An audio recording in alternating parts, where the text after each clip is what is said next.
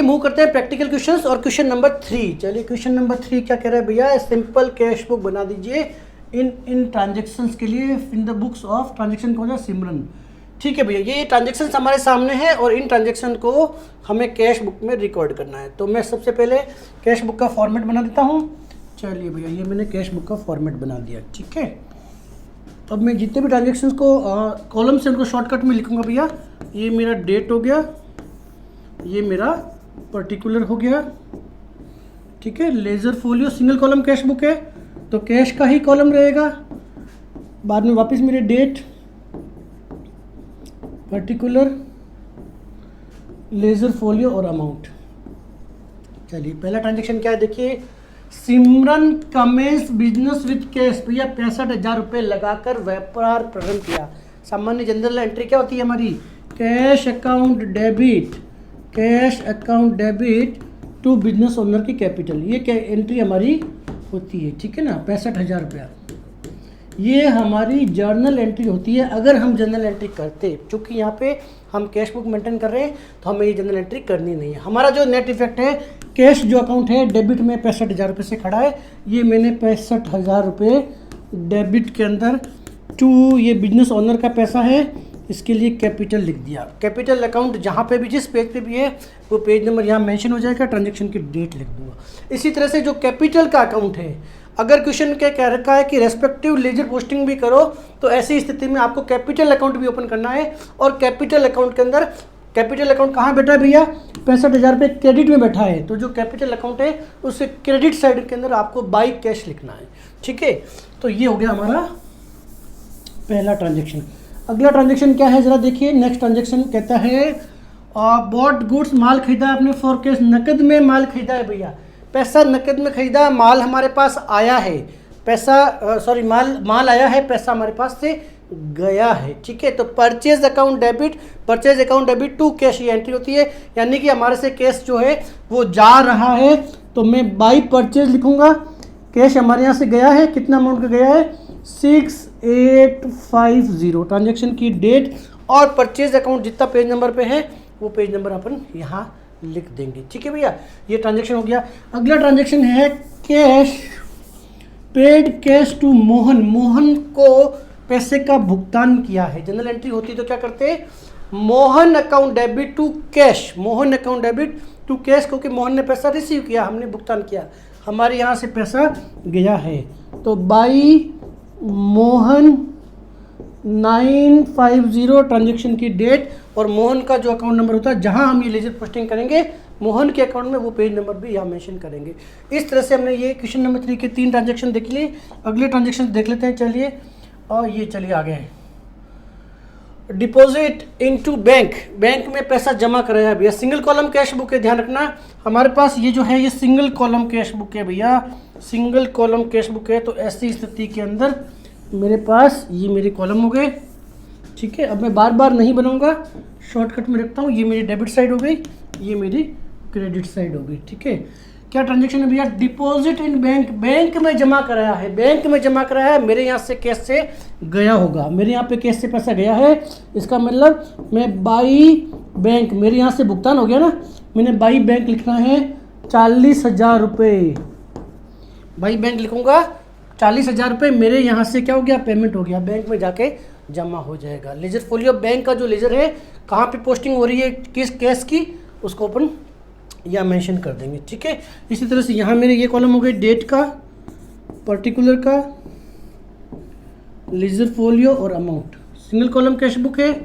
ठीक है, paid for office furniture in cash, office के लिए फर्नीचर खरीदा है, इसके लिए आपने नकद का भुगतान किया है। एंट्री क्या है भैया, अगर मैं एंट्री करता तो मेरी एंट्री होती फर्नीचर अकाउंट डेबिट, अगर मैं एंट्री करता तो मेरे बिजनेस के लिए एसेट्स आई है तो एंट्री होती है furniture account debit to cash.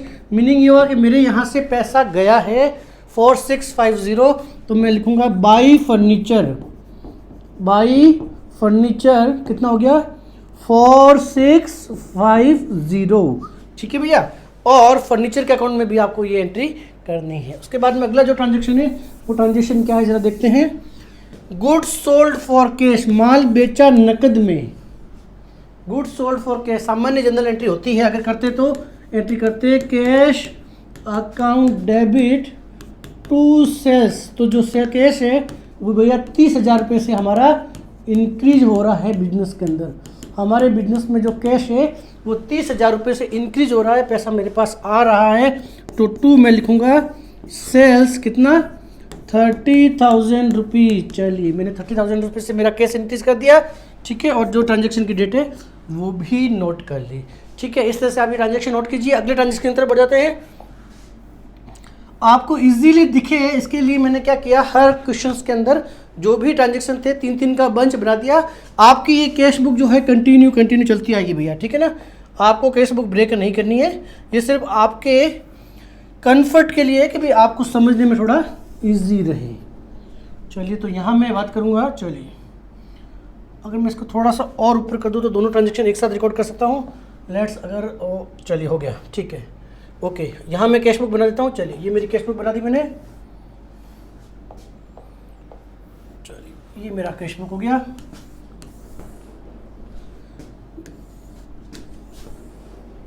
ये मेरी दो साइड हो गई, डेट, पर्टिकुलर, लेजर फोलियो और amount. Date, particular, ledger folio और अमाउंट। चलिए ट्रांजेक्शन समझते हैं। पेड वेजेस इन कैश, भैया नकद में आपने वेजेस का भुगतान किया है। नकद में वेजेस का भुगतान किया है मतलब हमारे यहाँ से पैसा गया है। सामान्य एंट्री होती है wages account debit to cash, हमारे यहाँ से वेजेस का भुगतान हुआ है।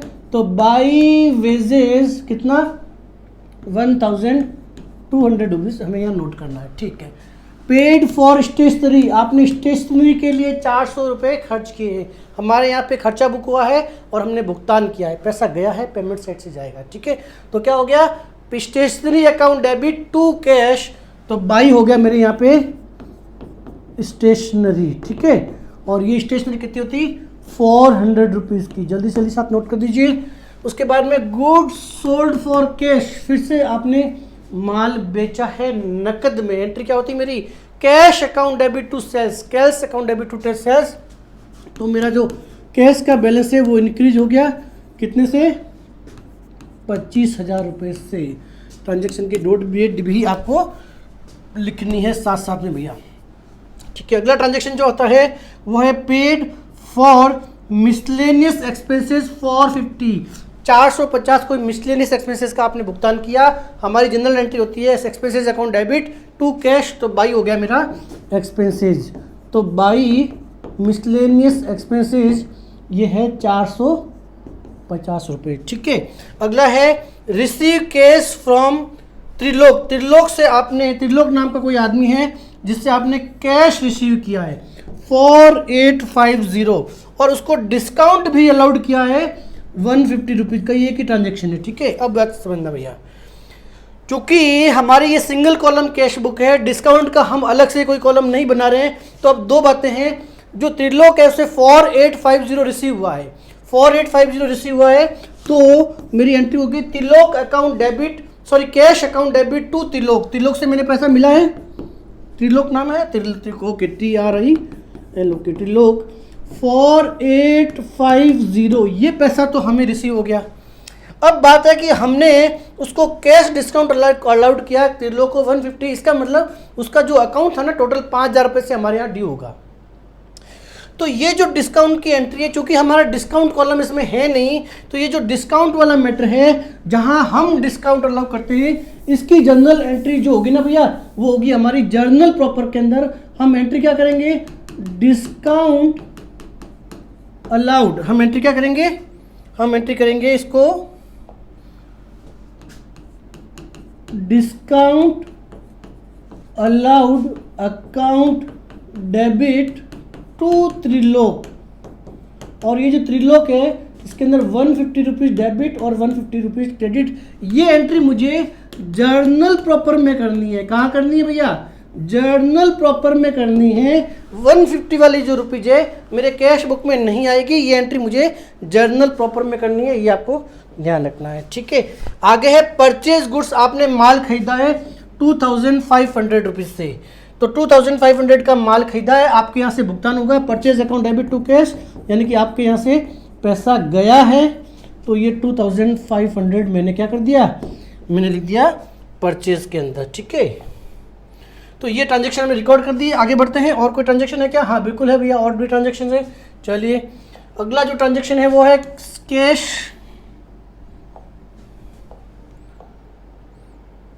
अगला ट्रांजेक्शन आप पढ़िए जब तक मैं ये सेटअप सही कर देता हूँ। चलिए अगला ट्रांजेक्शन है सैलरी पेड किया है भैया। ठीक है, कैश बुक बना दीजिए जल्दी से। ये हमने कैश बुक बना दी हमारी। ठीक है, डेट, पर्टिकुलर, लेजर फोलियो और amount. Date, particular, ledger folio और अमाउंट, ये हमारी कैश बुक है। अब हमने सैलरी का भुगतान किया है भैया 15,000 रुपये, कोई इन्फॉर्मेशन नहीं है, नकद से की होगी, तो बाई क्या हो जाएगा, बाई हो जाएगा बाई सैलरी। एंट्री क्या होती है हमारी, salary account debit to cash, cash credit में बैठा है 15,000 रुपये, हमने इस ट्रांजेक्शन को रिकॉर्ड कर लिया। रेंट का भुगतान किया, same rent account debit to cash, by rent हो गया हमारे लिए, कोई फर्क नहीं है, सामान्य ट्रांजेक्शन है। बाई रेंट 900 रुपीज़, चलिए 900 से हमने क्रेडिट कर दिया। हमने इलेक्ट्रिसिटी बिल का भुगतान किया 350 rupees, by electricity expenses, by electricity expenses 350 rupees, ये भी हमारे यहाँ से कैश से पैसा निकल गया। बहुत सिंपल है, सारे खर्चे अकाउंट डेबिट टू कैश। अगला है पेड फॉर एडवर्टाइजमेंट, 450 रुपये आपने एडवर्टाइजमेंट के लिए पेमेंट किया। चलिए बाई एडवर्टाइजमेंट नाम से आपका एक्सपेंसेस का अकाउंट खुल जाएगा और उसके अंदर आप 400 रुपीज़ को बुक कर लीजिए। बहुत सिंपल ट्रांजेक्शन है, ठीक है ना। पेड इनटू बैंक, बैंक में पैसा जमा कराया, बैंक में हमारे यहाँ से पैसा निकला होगा और बैंक में पैसा रिसीव होगा। हमारे कैश से बुक में से पैसा निकल गया, जनरल एंट्री हो गई, बैंक ने पैसा रिसीव किया, bank account debit to cash, तो हमारे यहाँ पे आ गया बाई बैंक, बाई बैंक और 25,000 रुपीज़। ठीक है, ये इस तरह से हमने सारे ट्रांजेक्शन नोट कर ली। अब अगला स्टेप क्या था, इसको कैश बुक को बैलेंस करना। कैश बुक को बैलेंस करने के लिए जो स्टेप्स है, पहले क्या है, सबसे पहले डेबिट की जोड़ कर दीजिए। पहला स्टेप क्या है भैया, स्टेप नंबर 1 क्या है, पहले आप ऐसे मन में यहाँ पे जोड़ मार दीजिए, ये जोड़ कितनी आती है, और एक बार यहाँ पे भी जोड़ कर दीजिए कि क्रेडिट की टोटल जोड़ कितनी आती है। ये पहला स्टेप हो गया, मन में जोड़ करनी है आपको, पेंसिल से लिख लीजिए। हमेशा डेबिट बैलेंस ही ज़्यादा होगा, इसमें कोई दो राय नहीं है। तो यहाँ पे सेकंड स्टेप, पहला स्टेप ये हो गया, सेकंड स्टेप हो गया, इस टोटल को हमारी आप, ये टोटल कितनी आई, और ये जो भी टोटल आए इस टोटल को यहाँ पे लिख दीजिए। ये दूसरा स्टेप हो गया कि जो टोटल यहाँ लिखी और इसी टोटल को हमने यहाँ लिख दी।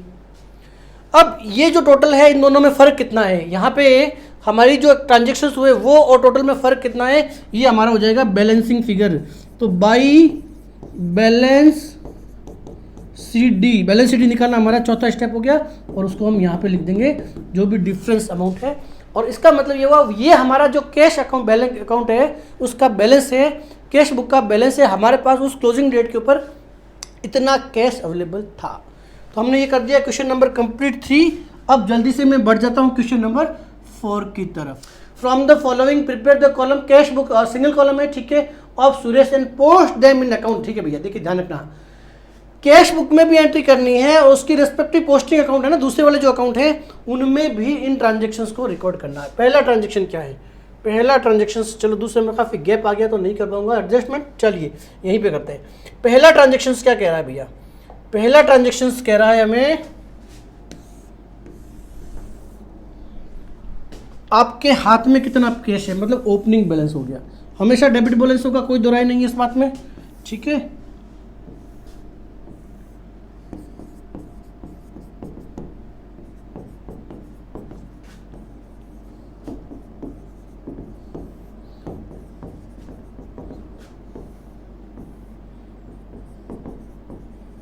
चलिए, cash in hand to balance BD, पुराने साल का बैलेंस कितना था, या पुराना जो भी पीरियड था उसका बैलेंस था 6,400 रुपये।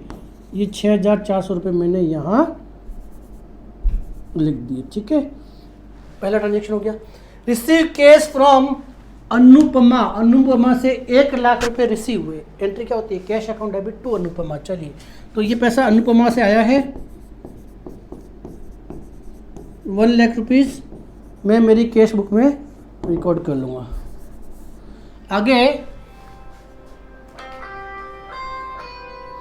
आगे बात करेंगे पेड इनटू बैंक। बैंक में आपने पैसा भेज दिया, भैया आपके पास पैसा आया, बैंक में भेज दिया, बैंक ने पैसा रिसीव किया, bank account debit to cash, तो बाई हो जाएगा बैंक, आपके यहाँ से पैसा निकल गया है। आपके यहाँ से पैसा निकल गया कितना?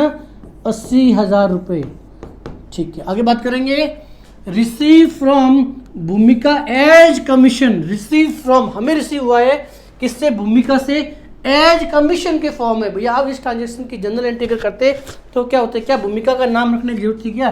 तो भूमिका के नाम की यहाँ 3 अकाउंट हो गए हमारे पास। एक तो हम ये एज्यूम कर रहे हैं कि पैसा कैश में आया होगा, एक भूमिका का अकाउंट और एक कमीशन का अकाउंट। अब ये 3 अकाउंट में से कौन सा अकाउंट हमें ड्रॉप करना है और कौन सा बुक्स में लेके आना है, ये चैप्टर डिटेल में जर्नल में हम कर चुके हैं। एडिशनल गोल्डन रूल के एडिशनल रूल नंबर 1, 2 और 3, ठीक है। क्योंकि नॉमिनल अकाउंट का भूमिका के साथ क्लैश हो रहा है, हम भूमिका को यहीं टाटा बाय बाय कर देंगे। एंट्री हमारी क्या हो जाएगी? हम जनरल एंट्री करते हैं, क्योंकि हमें कैश रिसीव हुआ है, cash account debit to commission, ठीक है। कमीशन के फॉर्म में अगर जनरल एंट्री करते हैं तो ये एंट्री करते भैया, ठीक है ना। तो ये 2 मैंने लिख दिया कमीशन, मेरे पास कमीशन के फॉर्म में पैसा आया है। भूमिका चूंकि पर्सनल अकाउंट है, क्लैश हो रहा है किसके साथ में? नॉमिनल अकाउंट के साथ में, हटा दिया उसको। ये 6,000 रुपये मैंने यहाँ लिख दिया, ठीक है।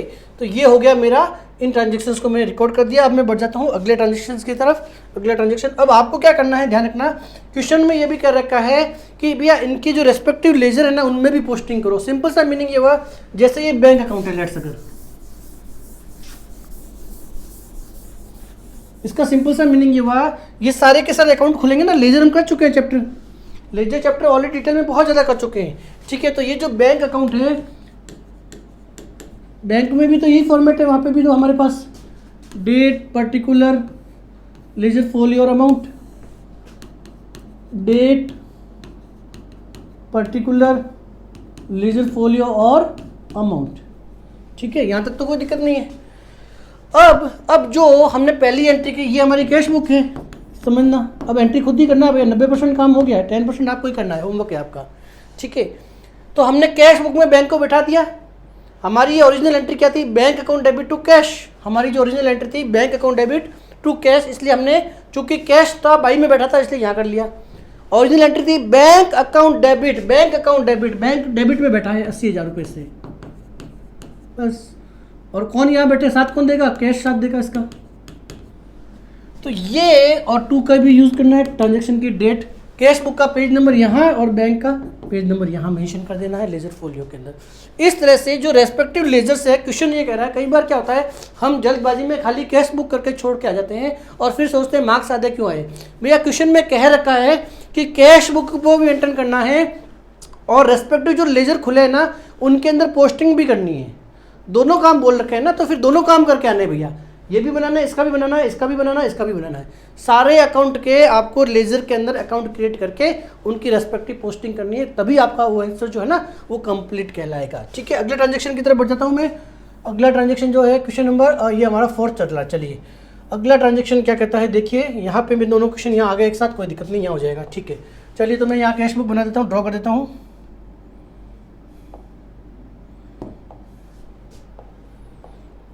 चलिए ये हो गया मेरा, ये मैंने कैश बुक बना दी।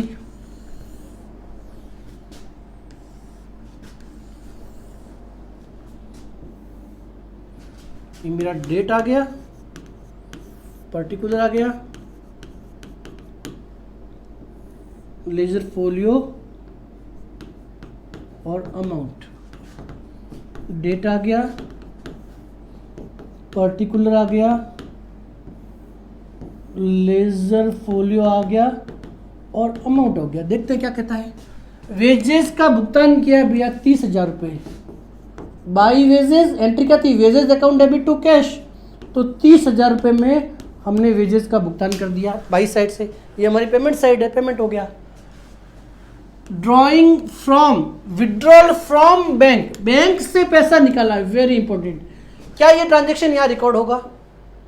बैंक से पैसा निकाला, हम बना रहे हैं भैया कैश बुक, ये हमारी कैश बुक है और सिंगल कॉलम कैश बुक है, ओनली कैश से रिलेटेड ट्रांजेक्शन ही रिकॉर्ड करते हैं। बैंक से देखिए, विड्रॉल फ्रॉम बैंक, बैंक से पैसा निकलवाया है, बैंक से पैसा निकलवाया है। क्यों निकलवाया है? पर्सनल यूज के लिए निकलवाया है क्या? नहीं ना, बिजनेस के लिए निकलवाया है। तो अगर आपने बैंक से पैसा बिजनेस के लिए निकलवाया है तो भैया ऐसी स्थिति में मतलब ये हुआ कि पैसा हमारे पास आ गया है, पैसा हमारे पास आ गया है। कितना अमाउंट है? 30,000 रुपये, ये लिख दिया और 2 मैंने बैंक लिख दिया। परंतु अगर क्वेश्चन में ये कहता है कि ये बैंक से जो पैसा है ना वो पर्सनल यूज के लिए विड्रॉल किया है, बात समझना, पर्सनल यूज के लिए विड्रॉल करता है तो फिर मैं यहाँ एंट्री नहीं करता। पर चूंकि पैसा बिजनेस के लिए आया है इसलिए मैंने इसकी यहाँ जनरल एंट्री कर दी। तो ये बात मेरे हिसाब से अब क्लियर हो गई होगी, ठीक है। Purchase goods for cash from Ashok, तो मेरे पास जो अकाउंट आ गए ना भैया, अब यहाँ देखिए मेरे पास कौन कौन से अकाउंट आए हैं। ये सारे के सारे जो मैटर है ना यहाँ पे तो बहुत ईजी है, सारे के सारे मैटर इस बात पे है कि आपको जनरल एंट्री आनी चाहिए। जनरल एंट्री से आपको पता है कि जनरल एंट्री क्या है तो फिर ये बहुत ईजी काम हो गया। तो चलिए बात करते हैं। परचेज एक अकाउंट हो गया, कैश दूसरा अकाउंट हो गया, अशोक तीसरा अकाउंट हो गया। कौन से अकाउंट को ड्रॉप करेंगे भैया? अशोक जो है वो ड्रॉप हो जाएगा। क्यों हो जाएगा? जनरल चैप्टर में जाइए, एंट्री थी हमारी purchase account debit to cash, मतलब हमारे यहाँ से पैसे का भुगतान हुआ और माल आया है तो मैं बाई परचेज लिखूंगा। बाई परचेज में जनरल एंट्री पे यहाँ टाइम वेस्ट नहीं कर रहा हूँ क्योंकि भैया बहुत ज़्यादा मेरे हिसाब से आप पूरे यूट्यूब पे जाइए, इतना डिटेल किसी ने नहीं करवाया होगा, ठीक है ना। उसके बाद में एक कैश सेल, नकद में सेल हुई है, पैसा आपके पास आया है, आपकी ये सेल से, ठीक है ना, आपके पास पैसा आया है 10,000 रुपये। चलिए ये मैंने 10,000 रुपये लिख दिए, ठीक है। ट्रांजेक्शन की जो भी डेट है वो डेट भी लिख दीजिए। अगला ट्रांजेक्शन है draw cash for personal use. Personal use के लिए आपने पैसा निकाला है, मेरे बिजनेस से पैसा गया है, drawing account debit to cash, मेरे बिजनेस से पैसा गया है, मेरे बिजनेस से पैसा गया है तो बाई होगी भैया ड्रॉइंग, मेरे यहाँ से ड्रॉइंग हो गई, कितने हो गई? 10,000 रुपये। ये भी मैंने नोट कर लिया ट्रांजेक्शन को। चलिए अगला ट्रांजेक्शन जो है परचेज फर्नीचर, फर्नीचर खरीदा है, फर्नीचर आया होगा, पैसा चला गया, पैसा चला गया भैया, फर्नीचर खरीदा है। जनरल एंट्री होती है हमारी furniture account debit to cash, मेरे यहाँ से फर्नीचर के कारण पैसा गया है तो फर्नीचर हमारे पास आ गया और पैसा चला गया। कितना है? 4,000 रुपये, मैंने 4,000 रुपये यहाँ लिख दिए। अगला जो ट्रांजेक्शन है वो है पेड टू रूमा, रूमा नाम से कोई पर्सन है उसको हमने पेमेंट किया है, Ruma account debit to cash, फिर से मेरे यहाँ से पैसा गया है तो बाई RUMA, रूमा कितना है? 1,200 रुपीज़, ठीक है। अगला जो ट्रांजेक्शन है वो है paid to Ganguly brother for office fan. Ganguly brothers को आपने भुगतान किया है और ऑफिस फैन के लिए, तो 3 अकाउंट आ गए हमारे पास में। 3 अकाउंट कौन से आ गए? एक तो गांगुली ब्रदर आ गया, एक फैन आ गया और एक कैश आ गया। गांगुली ब्रदर स्केप हो जाएगा, हमारे पास जनरल एंट्री करेंगे, हमारे पास ये एसेट्स आई है तो fan account debit to cash, तो बाई फैन के नाम से फिक्स एसेट्स के नाम से हम लोग खड़ा करेंगे 1,500 रुपीज़ से इस ट्रांजेक्शन को रिकॉर्ड करेंगे। अगले ट्रांजेक्शन की तरफ बढ़ जाता हूँ। अगला ट्रांजेक्शन क्या कहता है? देखिए ये हो गया हमारा 15 तारीख से अगले ट्रांजेक्शन। चलिए अगेन दोनों ट्रांजेक्शन साथ हो जाएंगे तो हमारे लिए काफ़ी इजी हो जाएगा। देख लेता हूँ आगे और भी है क्या कोई? नहीं भैया इतने ट्रांजेक्शन, ठीक है। चलिए आगे, ये मेरे पास कैश बुक आ गई। चलिए ये मेरे पास कैश बुक आ गई।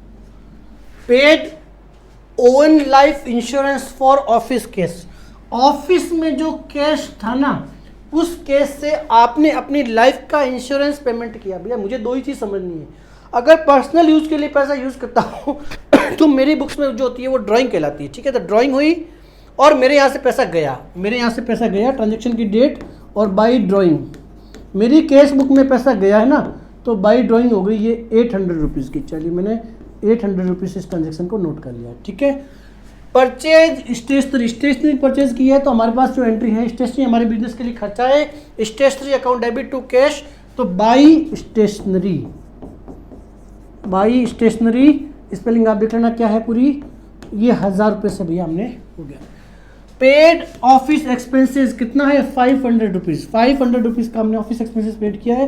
सेम यही बात हो गई, ऑफिस एक्सपेंसेस 500, ठीक है। पेड इलेक्ट्रिसिटी बिल, भैया आपने लाइट का बिल भुगतान किया है 100 रुपये, लाइट का बिल भुगतान किया है, electricity expenses account debit to cash, तो ये मेरी होगी इलेक्ट्रिसिटी एक्सपेंसेस 100, ठीक है। Receive interest from Raman, Raman नाम का आदमी है, उससे इंटरेस्ट रिसीव हुआ है, ठीक है। तो कुछ इन्फॉर्मेशन नहीं है, तो ये एज्यूम करता हूँ कि ये जो रिसीव है कैश में हुआ होगा। रमन नाम का अकाउंट आया, एक रिसीव कैश में हुआ है, रमन का अकाउंट आया और इंटरेस्ट का अकाउंट आया। ये 3 अकाउंट हमारे सामने आ गए। इस ट्रांजेक्शन में हमारे पास 3 अकाउंट है, रमन, इंटरेस्ट और कैश में रिसीव हुआ होगा, ठीक है। कौन से अकाउंट को स्कैप करना है, कौन से को रखना है, अब ये बात पुरानी हो गई भैया। तो अब बहुत सिंपल सी बात है, हमारी एंट्री क्या हो गई, cash account debit to interest. Raman को हम छोड़ देंगे, क्यों छोड़ देंगे अब मैं यहाँ नहीं बताऊँगा, ठीक है। 500 रुपये हमने जमा कर लिए कैश बुक के अंदर, 500 रुपीज़ हमने कैश बुक में जमा कर लिए, ठीक है। Deposit all cash in bank in excess of minimum cash balance 2000 rupees, ठीक है। देखना क्या कह रहा है, 2000 रुपये कैश छोड़ना है, वेरी इंपॉर्टेंट, 2000 रुपये कैश छोड़ना है, बाकी सारा का सारा बैंक में जमा करवा दो। अब चूंकि मेरी कैश बुक आगे पीछे हो गई है, तो मेरे पास सारे बैलेंसेस यहाँ पे नहीं है, तो आपको क्या करना है ये समझना, ये छोटा सा आपका होमवर्क है। सबसे पहला जो स्टेप है भैया, यहाँ समझो, सबसे पहले तो टोटल मारो आप इसकी कि यहाँ पे हमारी टोटल कितनी हुई। ये क्या कहना चाहता है, देखिए बहुत सिंपल है, ये मेरा ट्रांजेक्शन हो गया, इसकी मैंने जोड़ मारूंगा यहाँ पे, मेरे पास टोटल कितना अमाउंट हुआ, जो भी मेरे पास टोटल अमाउंट आया, इस टोटल में से ये जो भी मेरे पास डेबिट साइड की एंट्रीज आई, ये छोटा सा होमवर्क है भैया आपके लिए, इस टोटल को जोड़ कीजिए। जो भी पैसा आया, हमारा पहला काम क्या होता है, हमें पता है कि डेबिट बैलेंस ज़्यादा है, ये कह रहा है कि जो हमें बैलेंस रखना है ना, हमें कुछ पैसा बैंक में जमा करवाना है, और जो कुछ पैसा है हमारे पास बैलेंस के फॉर्म में रहेगा, बैलेंस CD, ठीक है। और ये कह रहा है कि बैलेंस आपको पास सिर्फ 2000 रुपये रखने हैं, बात समझना, ये कह रहा है जो बैलेंस है वो सिर्फ 2000 रुपये रखना है, ठीक है। तो पहले इसकी टोटल मारिए कि ये टोटल कितनी आई, ये टोटल जो होगी यही टोटल इसकी होती है, ये सेम की सेम टोटल यहाँ पे हो जाएगी, ठीक है। तो ये टोटल हो गई, और ये हमारे खर्चे की टोटल हो गई, सारे के सारे जो हमारा यहाँ से पेमेंट हुए इनकी टोटल हो गई, वो भी आप टोटल लिख दीजिए। 2000 रुपये बैलेंस छोड़ के डिफरेंस जो भी बैलेंसिंग फिगर है, ये वो बोल रहा है कि बैंक में जमा करा दीजिए, बैंक में जमा करा दीजिए, क्या दिक्कत है। मान लीजिए यहाँ पे एग्जांपल, यहाँ पे 2 लाख की जोड़ आती है, मान लीजिए टोटल आती है, तो 2 लाख की जोड़ है, 2 लाख की जोड़ में से सारे खर्चे निकालिए, पीछे आपके पास मान लीजिए 50,000 बचे, 50,000 में से ये बोल रहा है कि भाई 2000 रुपये रखो आप, और बाकी सारा का सारा जो पैसा है बैंक में जमा करा दो। तो बैंक में कितना पैसा जमा करना है, ये हमारे हो गया बैलेंसिंग फिगर, बहुत सिंपल है निकालना, ठीक है। तो ये छोटा सा आपके लिए होमवर्क, मेरे लिए पॉसिबल नहीं है क्योंकि मैं ये PDF फॉर्मेट में कर रहा हूँ, और जैसे ही मैं आगे इसको आगे पीछे करूँगा, ऊपर वाला मेरा ऑलरेडी डिलीट हो जाता है। नोट जो है, नोट MS नोट इसमें सपोर्ट नहीं कर रहा, रीज़न मुझे नहीं पता है, क्योंकि मैं टेक्निकली इतना स्ट्रॉन्ग नहीं हूँ, तो मैं इसको कर नहीं पा रहा हूँ, ठीक है। तो आप सिंपल सी टोटल मारिए, फिर से बताता हूँ, आप सिंपल से टोटल मारिए, टोटल हमारे पास कितना पैसा आया, इस टोटल पैसे में से पहले ये देख लीजिए कि हमने टोटल कितना खर्चा कर दिया, हमारे पास अमाउंट कितना बचा, जो भी अमाउंट बचा उसमें से 2000 रुपये आप यहाँ रख दीजिए, ठीक है ना, क्योंकि ये कह रहा है कि 2000 रुपये का बैलेंस छोड़ो, ये बैलेंस CD हो गया, बाकी सारा का सारा पैसा आप बैंक में जमा करा दो, तो डिफरेंस अमाउंट है हमारे बैंक में जमा हो जाएगा। ये छोटा सा होमवर्क आपके लिए, ठीक है। ये हो गया हमारा क्वेश्चन नंबर 4।